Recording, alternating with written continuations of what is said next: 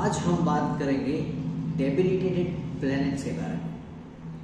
What is debilitation और debilitation की अवस्था क्या होती है। जो एक प्लैनेट सबसे कमजोर जगह उसकी जो होती है वो उसको डेबिलिटेशन बोलते हैं। सभी प्लैनेट्स की एक टेंडेंसी, एक तासीर होती है जहाँ पे वो लोग कंफर्टेबल होते हैं कुछ करने के लिए और कुछ करने के लिए अनकंफर्टेबल नहीं होते। जैसे किसी राजा को अगर आप मार्केट में बार्गेनिंग करने भेज दो तो वो उसके लिए अनकंफर्टेबल होगा। सिमिलरली अगर किसी मजदूर को आप राजा बना दो तो वो मजदूर के लिए अनकंफर्टेबल होगा। ओके, ऐसे ही सारे प्लैनेट्स की एक एक खूबी है और वो खूबी जो वो नहीं निभा सकते, अगर उसको ऐसी जगह डाल देते हो जहाँ पे वो उसका काम नहीं है और उसको फोर्सफुली वो काम करना पड़ रहा है, तो वो उसके लिए वीकेस्ट पॉइंट है और वो वीकेस्ट पॉइंट को हम डेबिलिटी बोलते हैं, डेबिलिटेशन। ओके, सो कौन कौन सी जगह पे कौन कौन से प्लैनेट्स डेबिलिटेटेड होते हैं। तो पहले तो सन डेबिलिटेटेड होता है लिब्रा। अगर सन आपका तुला राशि में लिब्रा में है तो आपका सन डेबिलिटेटेड है, क्योंकि सन एक रूलिंग प्लैनेट है। ओके, वो सब कंट्रोल करना चाहता है। सन इज अबाउट कंट्रोलिंग, वो सब कंट्रोल करना, इसीलिए सन बीच में है और सारे प्लैनेट्स गोल गोल घूम रहे हैं।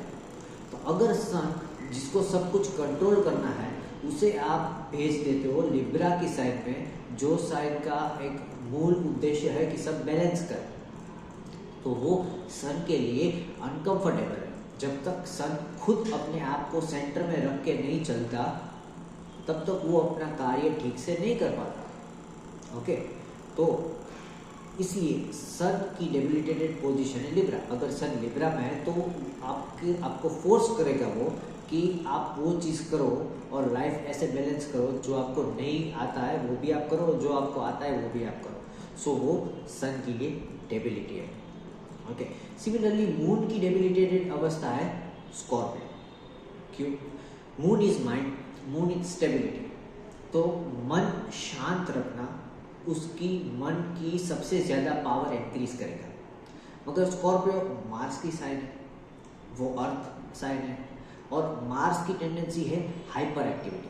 तो जब भी आपका मन हाइपर एक्टिव होगा तो वो गलत डिसीजन लेगा। ओके, तो अगर आपका मून स्कॉर्पियो में है तो वो उसको डेबिलिटी बोलते हैं, क्योंकि वो उसकी अनकंफर्टेबल पोजीशन है। जहाँ पे मन शांत होना चाहिए वहाँ पे मन चंचल है, वहाँ पे मन ओवर एक्टिव है, इसीलिए मून मन की डेबिलिटी पोजीशन है स्कॉर्पियो। ओके, फिर आते हैं मार्स। मार्स की डेबिलिटी पोजीशन है Cancer. Mars is all about activity, hyper activity and aggression, rage, energy, heat. Okay, और कैंसर क्या है? कैंसर का लॉर्ड है Moon. Okay, it is about coolness. Okay, तो अगर आप फायर को वाटर में डाल देते हो तो फायर के लिए बहुत अनकंफर्टेबल होगा, क्योंकि मार्स फायर है। ओके, और cancer is something which loves water, वो ठंडी साइन है। ओके, तो मार्स जब एक ठंडी साइन में आता है वो उसके लिए सबसे ज्यादा अनकंफर्टेबल होता है। अगर आप किसी बहुत बोलने वाले व्यक्ति को किसी मोनेस्टरी में डाल दो, लाइब्रेरी में डाल दो, तो क्या होगा? किसी आर्मी मैन को आप उठा के बोलोगे जाओ आप साधु बन जाओ, तो क्या होगा? यही परिस्थिति होगी अगर आपका मार्स कैंसर में है। तो आपका इंटरनल डिजायर होगा कि आप आर्मी में जाओ या डॉक्टर बनो या सब लॉयर, ऑल दिस प्रोफेशन जहाँ पे आपकी ओवर एक्टिविटी चाहिए, अगर उसको आप उठा के कैंसर में डाल देते हो, जो साइन ऑफ शांति, water sign of patience. Okay, क्योंकि धीरज, जिस आदमी में धीरज नहीं है उसको आपने ऐसी जगह बिठाया जहाँ पे धीरज सबसे ज़्यादा चाहिए, तो that is going to be debility of Mars. तो अगर आपका मार्स मंगल कर्क राशि में है तो वो डेबिलिटेटेड सबसे वीक है। फिर आता है मर्क्यूरी। मर्क्यूरी पाइसिस में सबसे डेबिलिटेटेड होता है, वीक होता है। क्यों? पाइसिस का लॉर्ड है जुपिटर और पाइसिस एक चंचल साइन है। ओके, दो फिश है उसमें, जो ये दिखाता है कि एक फिश जैसे ही टर्न मारेगी दूसरी फिश का मुंह आएगा। सो इट मीन्स के लाइफ में total transformation and upside down होगा। जस्ट लाइक टाओइज्म का सिंबल, ये फिश का सिंबल। ओके, आप पहले कुछ और फोकस कर रहे थे, फिर कुछ और फोकस कर रहे थे। ओके, तो ये साइन दिखाता है कि you are learning two things in life, आप दो अलग अलग चीज़ें स्टडी कर रहे हो। ओके, तो ये होता है पाइसिस का मूल नेचर। और मर्क्यूरी क्या है? Mercury is about getting a shortcut and getting your way out. तो जब मर्क्यूरी कोई भी चीज़ के आउटकम तक नहीं पहुंचता और वहीं पे घूमने लगता है ना, तो वो मर्क्यूरी के लिए एक वीक पॉइंट है। क्योंकि पाइसिस ऐसी चीज़ है, ऐसी साइड है जहाँ पे आदमी कंटिन्यूसली सीखता है, और मर्क्यूरी ऐसा प्लैनेट है जो जिसे जल्दी से क्विकली रिजल्ट चाहिए, इसीलिए मर्क्यूरी डेबिलिटेटेड होता है पाइसिस में। फिर आता है Jupiter. Jupiter is debilitated in Capricorn, क्योंकि जुपिटर ऐसा प्लैनेट है जिसको बढ़ना है, एक्सपांड करना है, नॉलेज स्टडी इंक्रीज करना है, अपना जो एरिया है वो बढ़ाना है। कैप्रिकॉर्न क्या है? Capricorn is the sign of labour, उसको काम करना है। ओके, तो जब आप किसी ऐसे इंसान जिसका जुपिटर कैप्रिकॉर्न में, मतलब कि उस आदमी की इंटरनल इच्छा है कि वो पढ़े, सीखे, अपने आप को इंक्रीज करे, इवॉल्व करे, बढ़िया बनाए, मगर उसको फिर भी लेबर मजदूरी करने पे वो मजबूर करता है कैप्रिकॉर्न साइड। ओके, तो क्या होता है कि जिसको पढ़ना है, इंक्रीज करना है अपने आप की समझ, वो समझ बढ़ाने की जगह पे उसको लाइफ फोर्सफुली काम और मजदूरी करवा रहा है। That is why Jupiter is debilitated in Capricorn. फिर आता है वीनस। वीनस वर्गो में वीनस वर्गो में डेबिलिटेटेड होता है, क्योंकि Venus is love, sensuality, emotions, everything like that. और वर्गो का जो लॉर्ड है वो है mercury, that is barter. Okay, mercury और वर्गो इज एवरीथिंग अबाउट बार्टर। तुम मुझे ये दो, मैं तुझे ये दूंगा, आप मुझे ये दो, मैं आपको ये दूंगा। ओके, सिंपल बार्टर, लेन देन की बात चलती है वर्गो में, with competition and with Mercury. Virgo is also the sign of competition, उसमें आपको कंपटीशन रहेगा।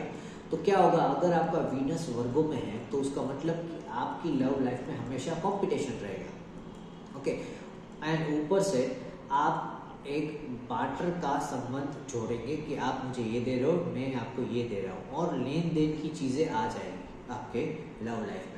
Okay, that is why Venus is debilitated in Virgo, जो सबसे वीक होता है वर्गो में, क्योंकि जहाँ पे प्यार होता है वहाँ पे आप लेन देन की बात नहीं करते और वहाँ पे कंपटीशन नहीं होना चाहिए, मगर बिकॉज ऑफ वर्गो आपको हमेशा कंपटीशन फेस करना पड़ेगा इन your love life. Okay, and आपका जो संबंध है वो लेन देन से चलता होगा। Okay, that is why Venus की सबसे वीकेस्ट पॉइंट है वर्गो।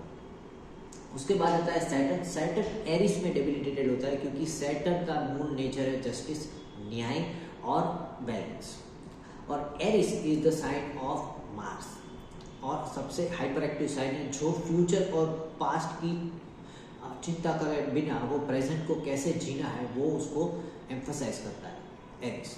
तो क्या होता है कि जब आपको काम ऐसे करना है कि you to think ahead, you to think behind, आपको चार लोगों का सोच के चलना रहता है, मगर इंटरनली जब सैटर्न आपका एरिस में होता है तो आप ऐसा नहीं करते, आप सेल्फिश बन जाते हैं, और इसीलिए सैटर्न आपको पनिश करता रहता है।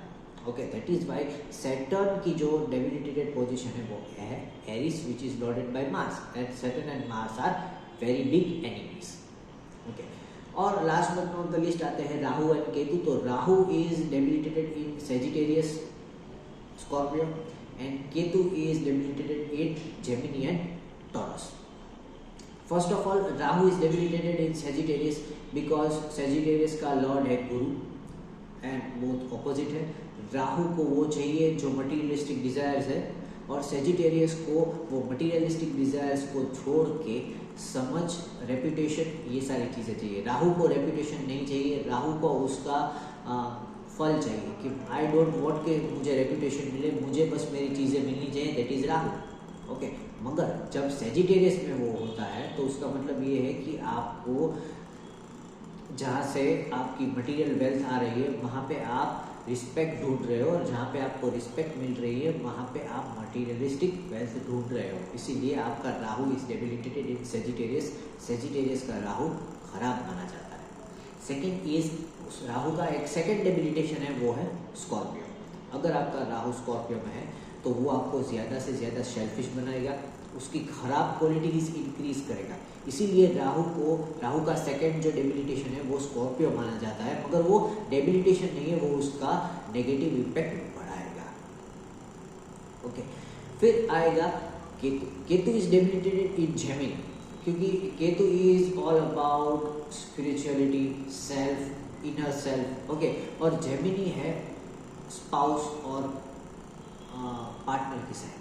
ओके, तो क्या होगा, जहाँ पे आपको खुद का सोचना है ना, वहाँ पे आप अपने पार्टनर का सोच रहे हो, और जहाँ पे आपका पार्टनर का सोचना है ना, वहाँ पे आप खुद का सोच रहे हो। ओके, तो there will always be disputes in your love life. आपकी लव लाइफ खराब रहेगी क्योंकि आप उल्टा सोच रहे हो। जब भी आपको आपके स्पाउस के बारे में सोचना और डिसीजन लेना है, तब आप खुद का सोच रहे हो, और जब आपको खुद का सोचना है तब आप स्पाउस का सोच रहे हो। ओके, ये कंफ्यूजन आप में हमेशा रहेगा अगर आपका केतु जेमिनी में है।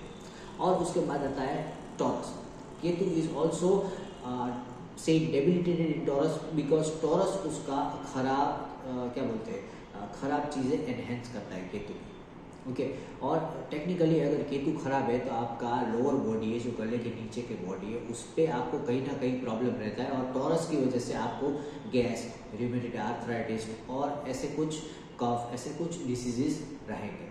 तो केतु अगर टॉरस में है तो वो आपको छोटे मोटे इलनेस देता रहेगा थोड़े थोड़े दौरान पे। तो this was about debilitation of planet. अगली बार आएंगे और सीखेंगे कि कैसे हम ये डेबिलिटेशन कैंसिल कर सकते हैं और कैसे इसको माइनस कर सकते हैं, इसकी इम्पैक्ट कैसे हम कम कर सकते हैं। Okay, thank you very much.